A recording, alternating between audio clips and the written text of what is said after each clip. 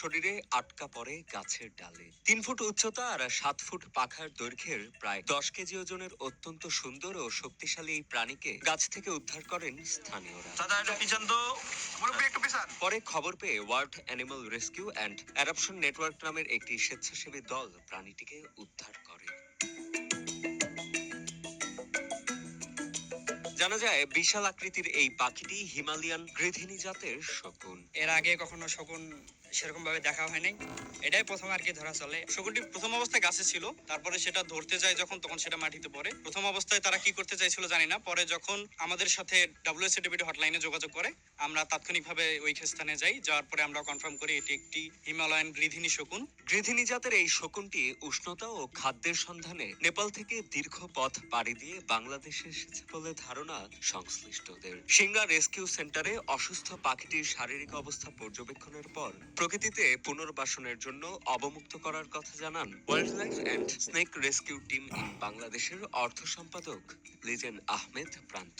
এই শকুনটি আপাতত আমরা দেখলাম যে কিছুটা দুর্বল আছে, যেহেতু অনেকটা পথ পাড়ি দিয়ে আসছে এখানে, তার চিকিৎসার দরকার আছে। তো আমরা যার কারণে কিন্তু এটি আজকেই শকুন পরিচর্যা কেন্দ্রে পাঠাবো, সেখানে কিন্তু এটাকে চিকিৎসা দিয়ে সুস্থ করা হবে। এই শকুনগুলো যখন উঠতে শুরু করে তারা মোটামুটি 2000 থেকে 2500 মাইল উঠতে পারে। উড়ে উড়ে যখন দুর্বল হয়ে যায় ঠিক তখনই কিন্তু তারা নিচে পড়ে যায়।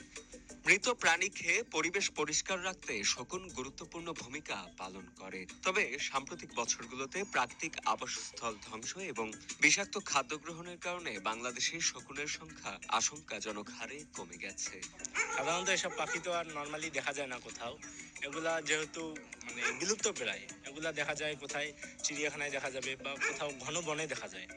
ঘন বনে তো এখন ঘন বন তো দেখার তেমন সুযোগ হয় না, তাই আমরা ওই চিড়িয়াখানায় আমি দেখেছি আর কি, বা বাকি সবাই দেখেছে। 13 ডিসেম্বর রংপুরের পীরগাছা উপজেলার অন্নদানগড়ে ধরা পড়া বিরল এই প্রাণীটি 14 ডিসেম্বর দিনাজপুর সিংড়া রেস্কিউ সেন্টারে জমা দিতে কিছু সময়ের জন্য রংপুর কারমাইকেল কলেজ প্রাঙ্গণে নিয়ে আসা হলে বিশাল আকৃতির শকুনটিকে দেখতে ভিড় করেন উৎসুক জনতা। শিক্ষক শিক্ষার্থী সহ ছোট্ট শিশুদেরও শকুনের সাথে ছবি তুলতে দেখা যায়।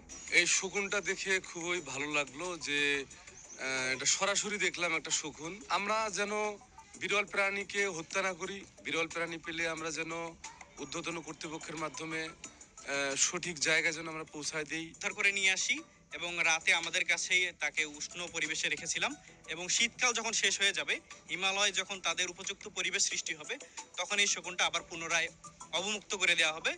এবং অবমুক্ত করার সময় এই শকুনের পায়ে একটি রিং লাগানো থাকবে এবং গলায় লাল সবুজের একটা ব্যান্ড লাগানো থাকবে।